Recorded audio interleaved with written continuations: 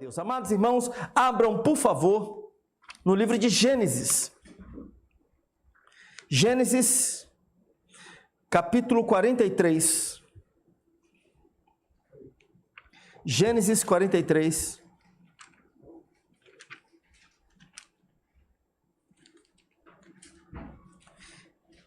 Geralmente o que eu costumo fazer é exposição bíblica. Hoje eu quero trabalhar mais de forma temática. Gênesis capítulo 43, nós vamos ler do verso 1 ao verso 11. Gênesis, primeiro livro da Bíblia, Gênesis capítulo 43, do verso 1 ao verso 11.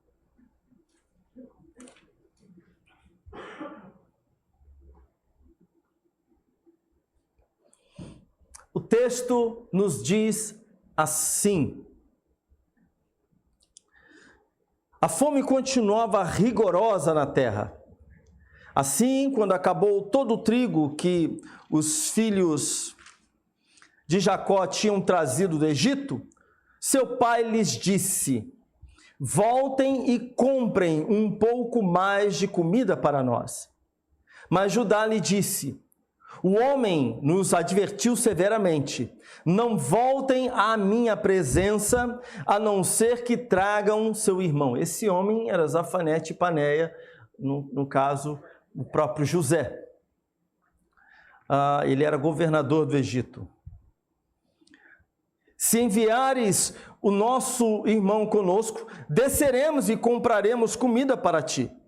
Mas se não o enviares conosco, não iremos, porque foi assim que o homem falou: não voltem à minha presença, a não ser que tragam o seu irmão. Israel perguntou: por que me causaram esse mal, contando àquele homem que tinha outro irmão? E lhe responderam: ele nos interrogou sobre nós e sobre a nossa família. E também nos perguntou: o pai de vocês ainda está vivo? Vocês têm outro irmão? Nós simplesmente respondemos ao que ele nos perguntou. Como poderíamos saber que ele exigiria que levássemos o nosso irmão? Então disse Judá a Israel, seu pai: deixa o jovem ir comigo e partiremos imediatamente, a fim de que tu, nós e nossas crianças sobrevivamos e não venhamos a morrer. Eu me comprometo pessoalmente pela segurança dele, podes me considerar responsável por ele. Se eu não o trouxer de volta e não colocar bem aqui na tua presença, serei culpado diante de ti pelo resto da minha vida. Como se vê, se não tivéssemos demorado tanto, já teríamos ido e voltado 2 vezes. Então Israel, seu pai, lhe disse: se tem que ser assim, que seja. Coloque alguns dos melhores produtos da nossa terra na bagagem e levem-nos como presente ao tal homem um pouco de bálsamo, um pouco de mel, algumas especiarias e mirra, algumas nozes de pistache e amêndoas. Louvado seja o nome do Senhor pela sua palavra. Os irmãos podem sentar, por favor.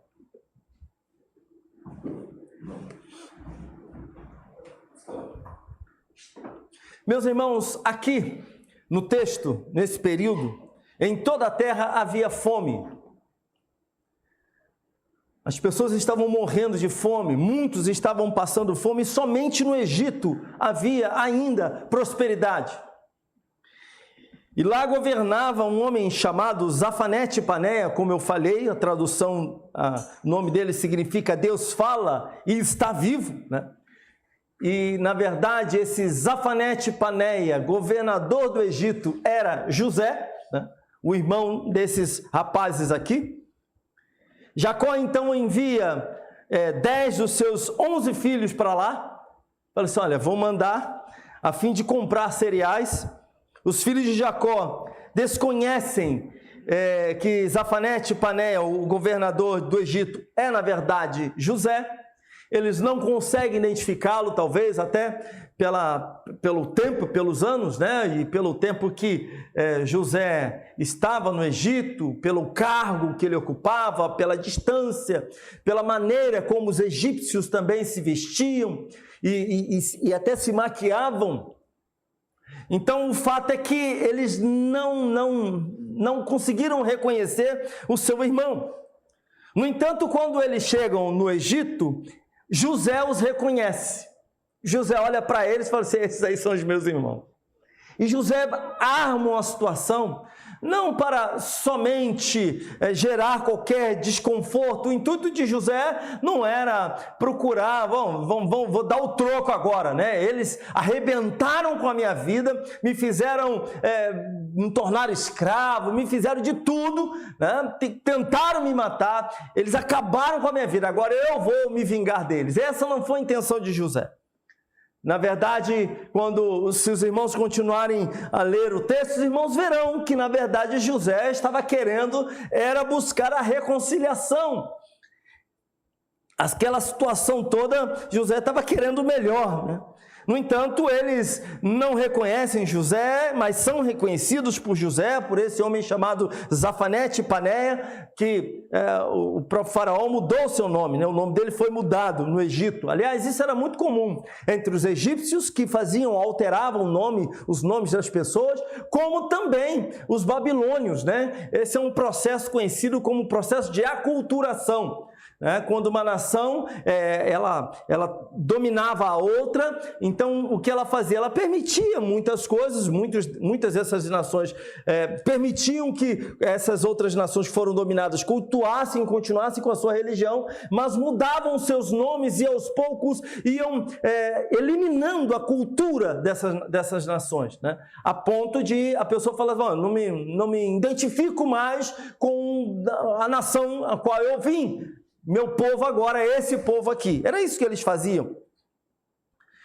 E José então trama essa situação a fim de que ele pudesse então arrumar um jeito de colocar os seus irmãos contra a parede.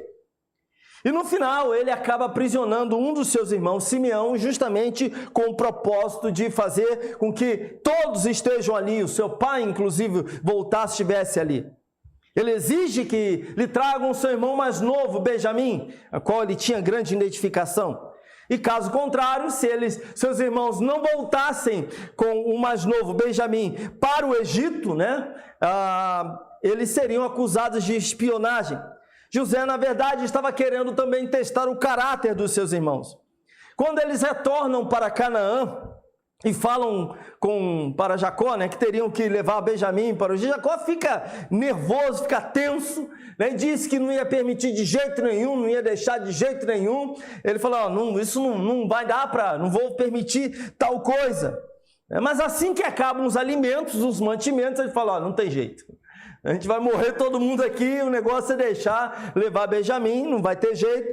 Vou deixar levar Benjamim para mostrar esse tal de Zafanete-Paneia. E aí Jacó envia junto com Benjamim, né, e seus filhos, envia com eles algumas especiarias, algumas coisas, alguns presentes. Ele queria fazer um agrado ao coração de Zafanete-Paneia. Ele estava preocupado, falou assim: olha, vou tentar de alguma maneira agradar esse homem, né? Há uma situação que foi mal resolvida. Ele me parece que está com má intenção, essa era a compreensão dele, para que ele não fique com meu filho mais novo, eu vou enviar um presentinho para ele, alguns presentes para ele, tentar aplacar a fúria desse homem. O coração desse homem deve estar... Eu tenho um amigo que diz que quando a pessoa não está com má intenção, está chateado por dentro, está toda revirada, fala: teu coração está gorduroso, né? Ou seja, está doente, tem gordura demais dentro, né? E na verdade, o que Jacó está querendo fazer é quebrantar o coração do governador. Essa é a ideia dele. Afinal, Simeão já estava ali preso, estava detido. E seus filhos agora estavam levando Benjamim. E ele falou, peraí, pode ser que eles queiram, esse homem queira ficar também com Benjamim, isso vai ser um problema. Então vamos fazer de algum jeito para que o coração desse homem seja quebrantado. É interessante isso, meus irmãos. E aqui eu quero falar sobre dois aspectos, né? Sobre os dois presentes que foram enviados ali. O primeiro deles sobre o bálsamo, né? Que foi, era um remédio na época, um remédio universal, né? O bálsamo era uma espécie de uma resina extraída de várias plantas e arbustos. Era usado em incensos, era usado também em perfumes, eles colocavam essa resina em perfumes, mas também era usado como remédio. Aliás, os soldados, quando iam para as batalhas, eles levavam um pouco de bálsamo na sua bagagem, nas suas bolsas, para curar pequenos ferimentos. De repente um corte, alguma coisa assim, eles utilizavam um arranhão grave, eles utilizavam bálsamo para curar esses ferimentos, porque era assim que era entendido, bálsamo tinha propriedades medicinais. E além disso, o bálsamo também era utilizado para amenizar as dores ante a morte. O soldado que estava gravemente ferido e que eles sabiam que esse homem não sobreviveria, eles davam uma dose ou aplicavam uma boa quantidade de bálsamo a fim de amenizar um pouco o sofrimento. Afinal de contas, eram os últimos momentos daquela pessoa.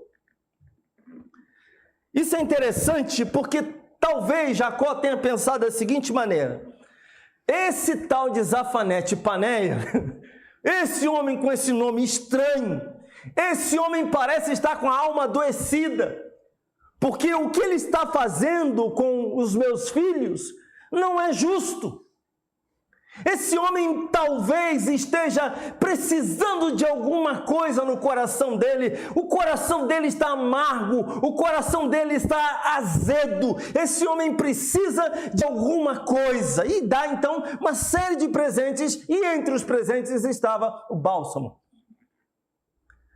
E meus irmãos, Zafanete Paneia, conhecido como José, de fato, ele tinha a sua alma doente. E por quê?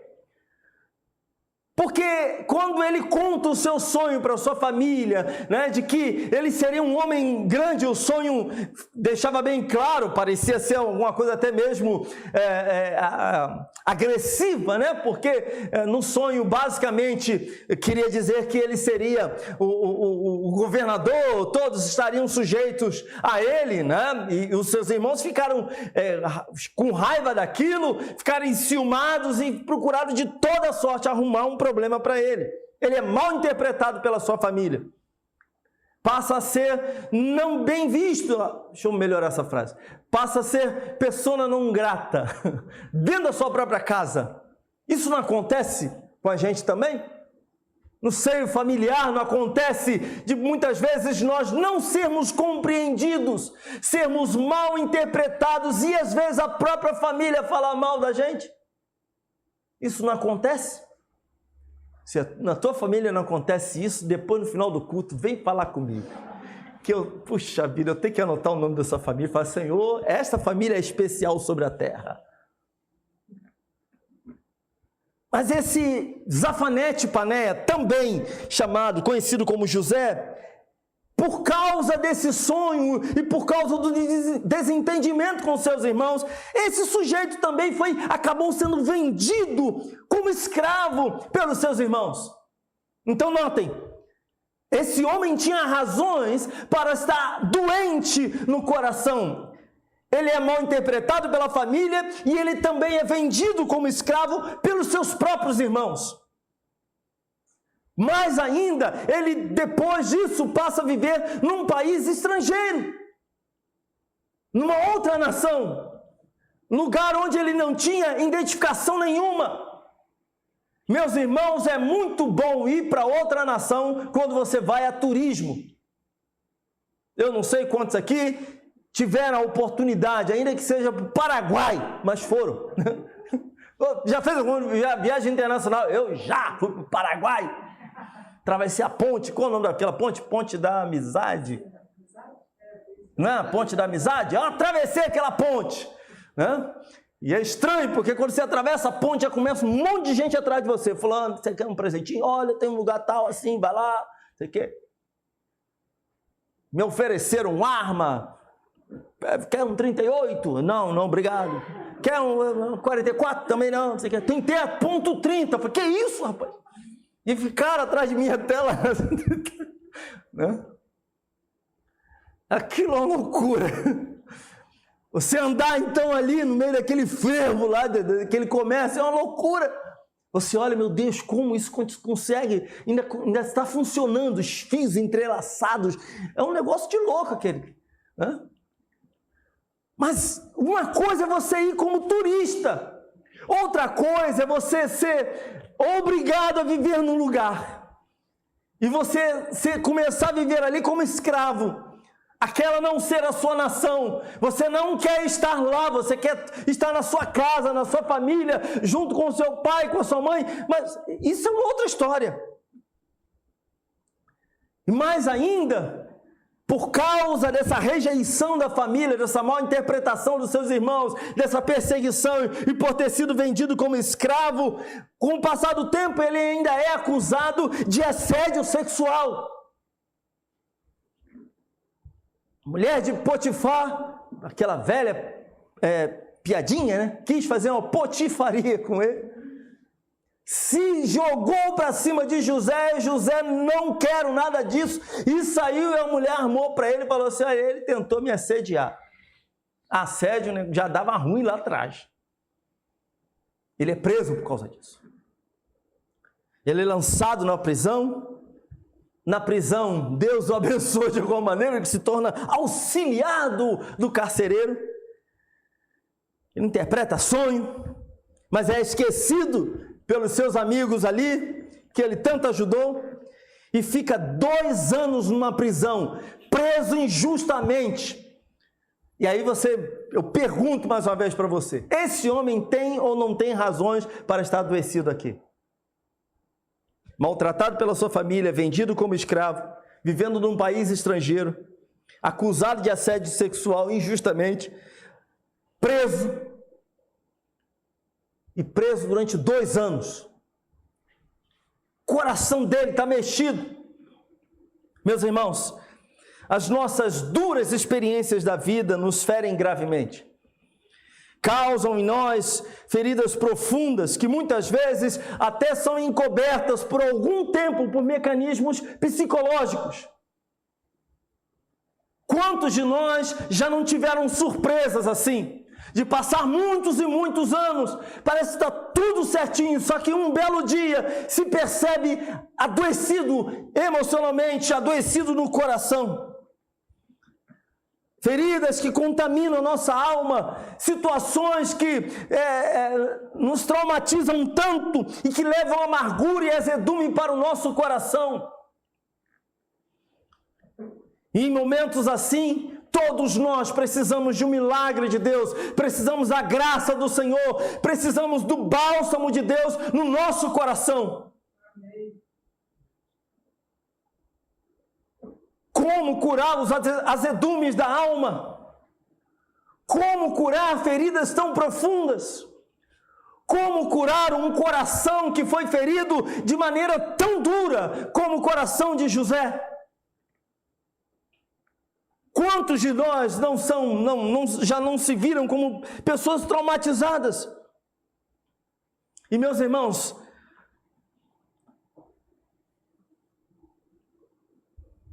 diante disso, para tais feridas, o bálsamo ele pode ser mostrado na forma de palavras. O que falamos pode menosprezar, pode desanimar, o que falamos pode destruir sonhos, como também o que falamos pode ser um remédio para a alma de alguém, pode ser a cura para a alma de alguém. Pode levar alegria, pode levar prazer, pode levar motivação para o coração de alguém.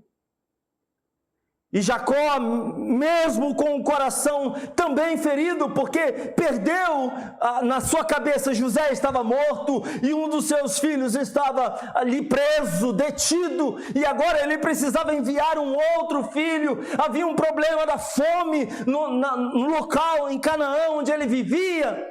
Ali ele poderia pensar, puxa vida, está tudo errado, o que está acontecendo?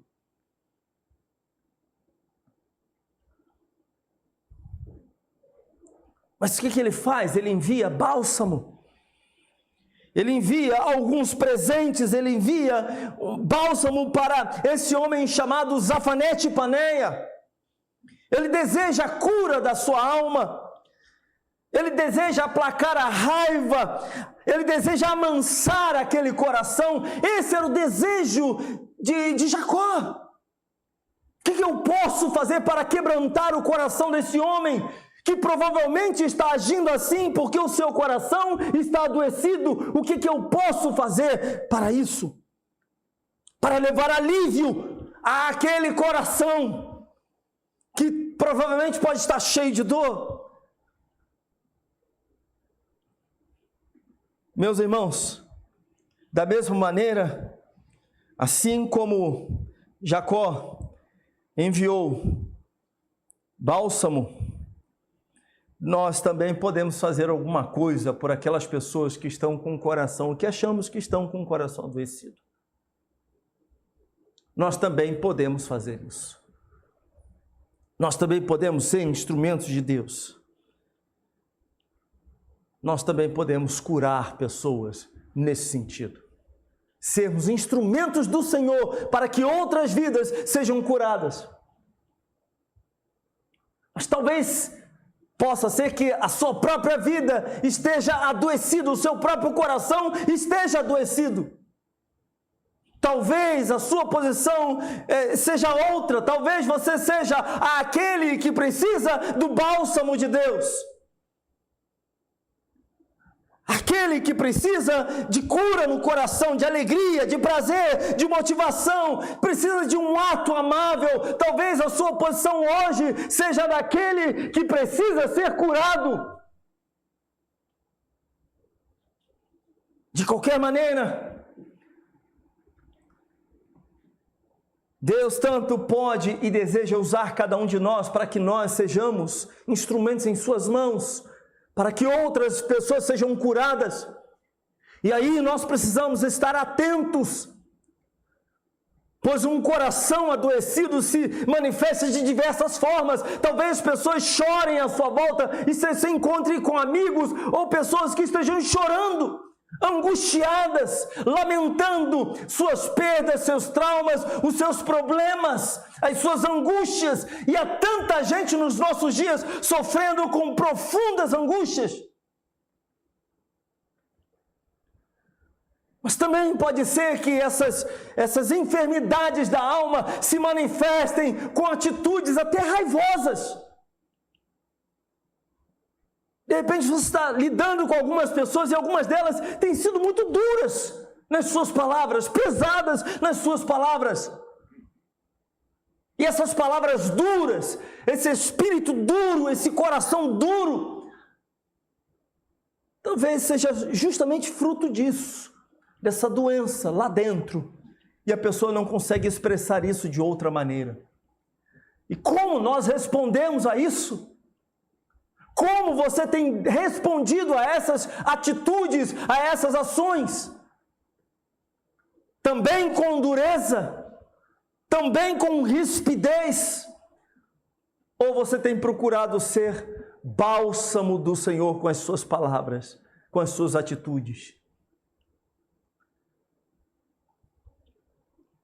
Assim como Jacó enviou presentes para José, enviou bálsamo para José, um remédio, algo que levava alívio para o sofrimento de quem estava ferido. Nós também devemos fazer isso. Jacó não estava livre de enfermidade, Jacó não estava tudo certinho na vida de Jacó, Jacó não estava desfrutando de prosperidade, a coisa estava difícil. Se você é chefe de família, sabe o que eu estou falando. Você tem a sua prole, né? Que nome interessante, a gente não usa mais isso. Mas você tem a sua prole, tem seus filhos, tem a sua família, que você cuida e se vê responsável por ela, e de repente você percebe que você não tem os recursos necessários para cuidar da sua família. O coração da gente naturalmente fica perturbado, agitado. Mas mesmo com tantos problemas na vida, o que ele faz? Eu vou dar alguma coisa para esse homem, vou mandar para ele algumas lembranças, alguns presentes, para tentar trazer cura para a alma desse homem. Pode ser que ele esteja doente no interior. Mas o que nós temos aqui é um segundo presente, entre os outros presentes. Jacó envia também mel para esse homem.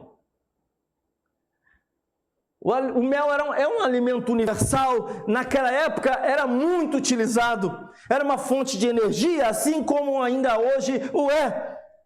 Ajudava a sustentar, dar força. Quem estivesse incapacitado para caminhar, geralmente levava um pouquinho de mel. A jornada é longa, levavam água e mel. No campo de batalha, nós temos registros assim, na Bíblia. Enquanto o bálsamo curava o ferido, o mel fortalecia o cansado e lhe dava alegria. Jacó deve ter pensado o seguinte: esse homem precisa de força. O trabalho dele é duro. Esse sujeito está governando o Egito, ele precisa de força, ele precisa de vigor. Ele precisa prover alimento para todo o seu povo, e ainda tem outras nações buscando socorro no Egito, porque era isso que estava acontecendo.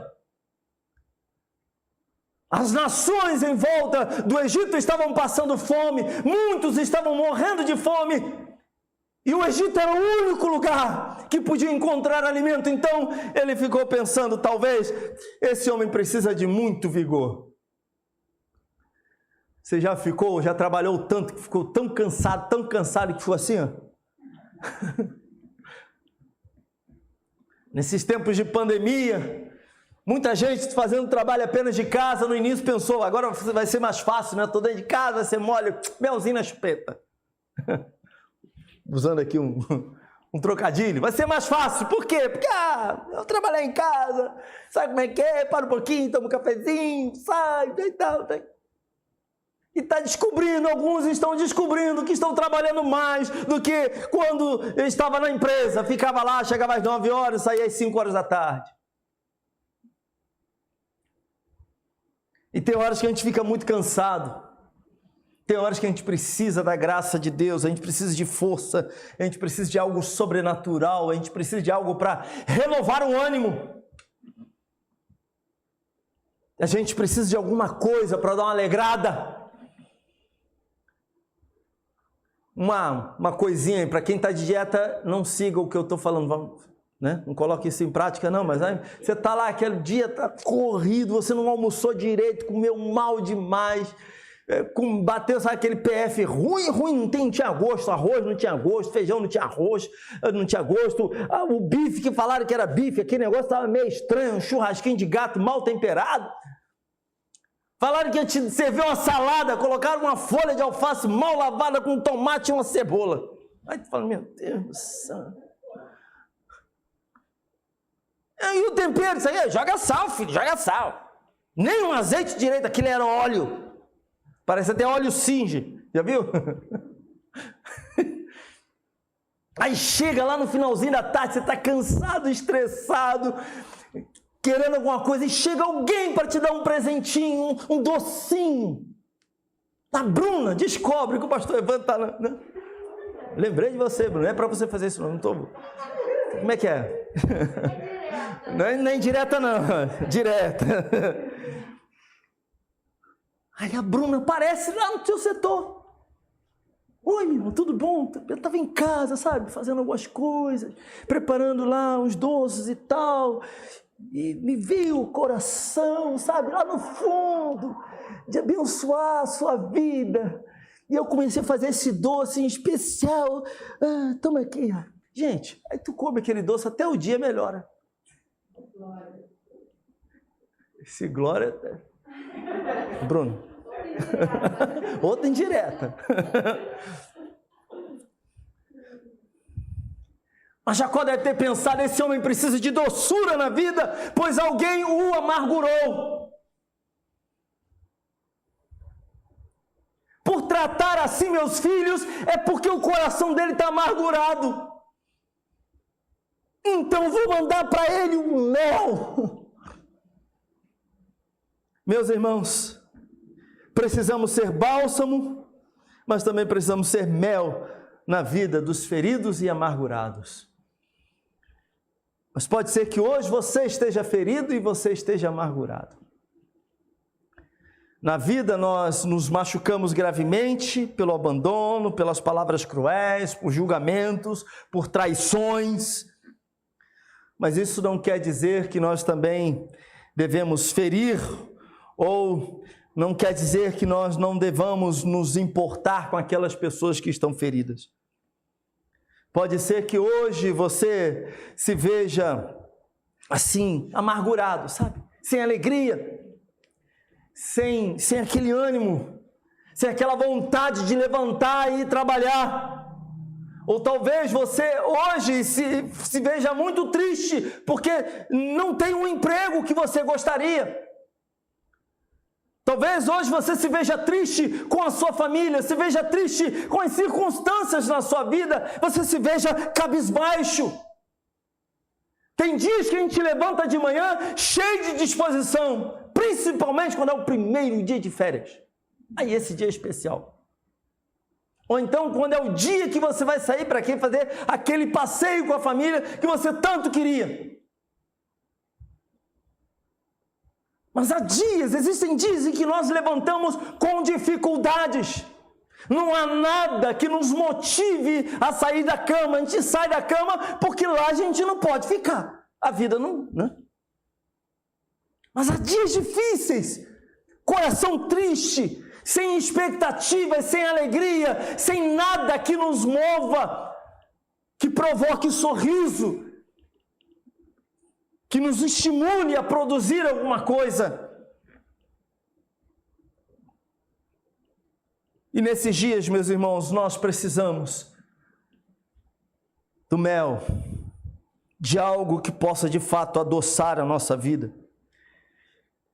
Precisamos adoçar e curar aqueles que nos rodeiam, e talvez você precise que a sua vida seja adoçada e que a sua vida seja curada. Talvez o problema não esteja nos outros, talvez o problema esteja em você mesmo. Talvez você seja o objeto, esteja nessa situação de que precisa da graça de Deus. Agora como? Primeiro, precisamos reconhecer quando o nosso coração está amargurado. Precisamos olhar para nós mesmos e reconhecer quando o nosso coração não está bem. Não adianta você parar diante de um vídeo desse de qualquer coach, esses camaradas que vêm com um monte de frases feitas e você, vou assistir esse negócio e isso vai resolver o meu problema. Não vai. Vai maquiar.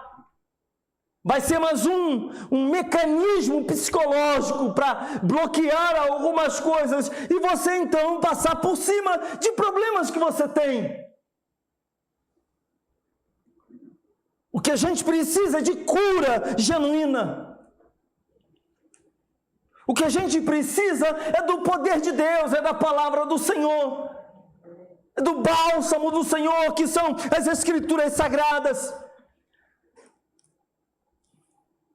A gente precisa da oração, da misericórdia de Deus, é disso que a gente precisa. Não de uma palavra qualquer, mas a gente precisa de algo que venha da parte do Senhor.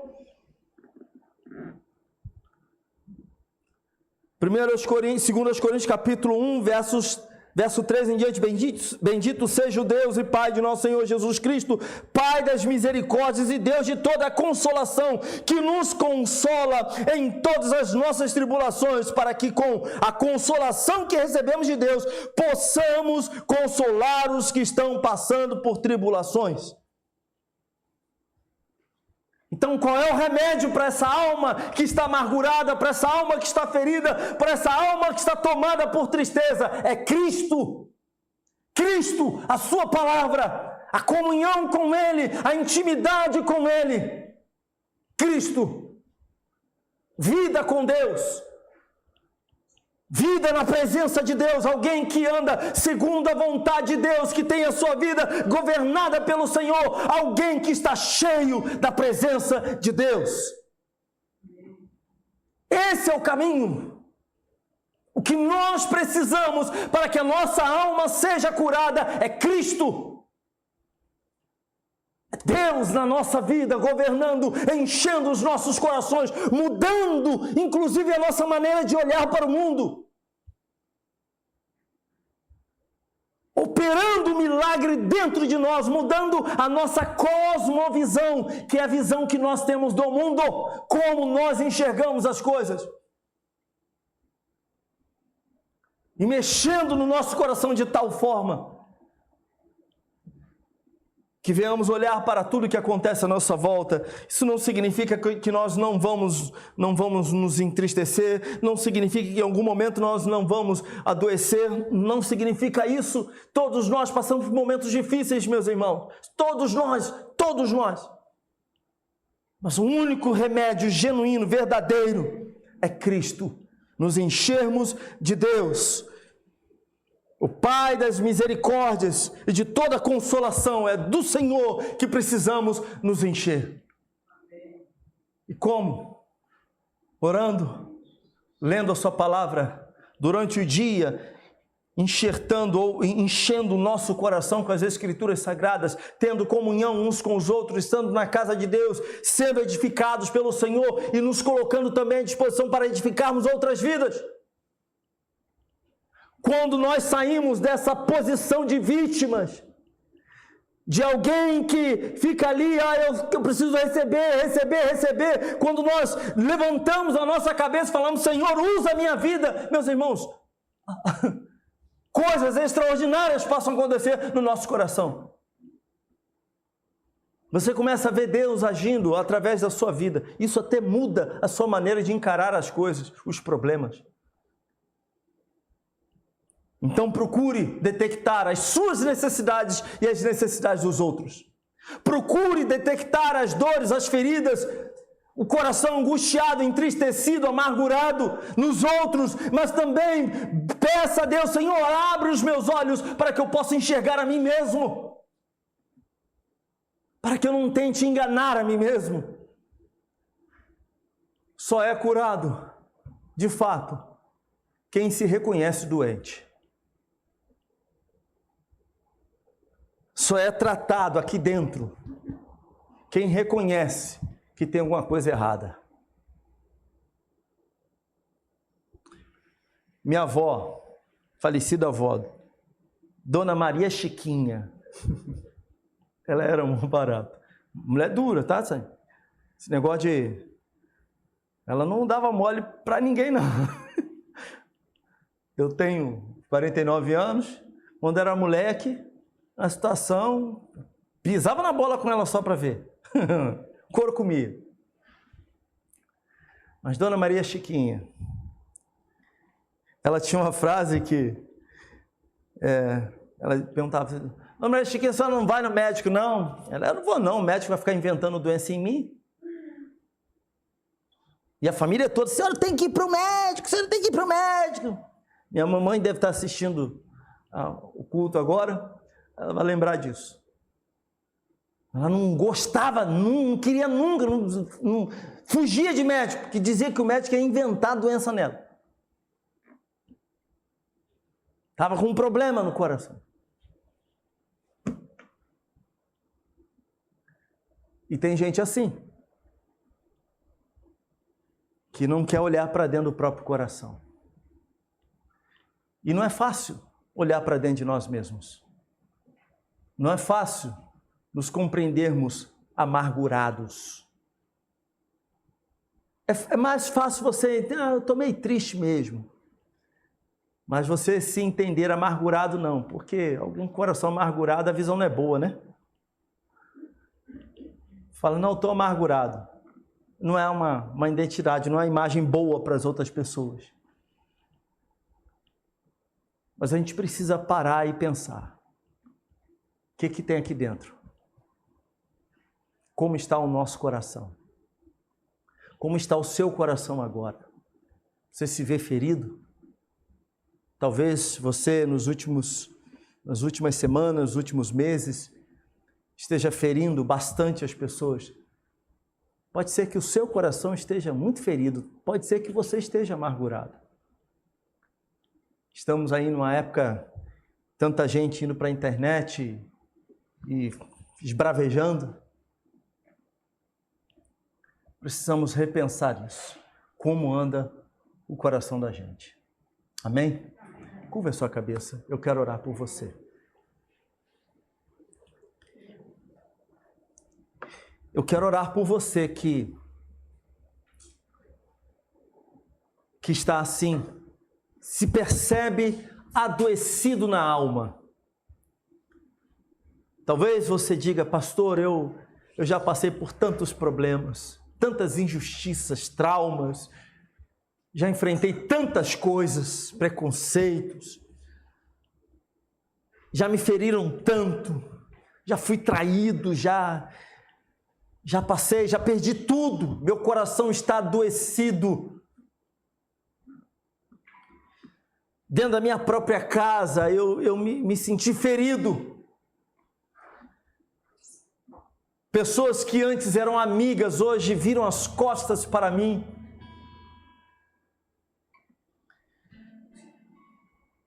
Meu coração está machucado demais. Eu reconheço que estou adoecido. E a minha visão adoecida, o meu coração adoecido, tem me feito, eu me percebo e me pego agindo de maneira que no final das contas eu não gostaria de agir. Minhas palavras também são duras.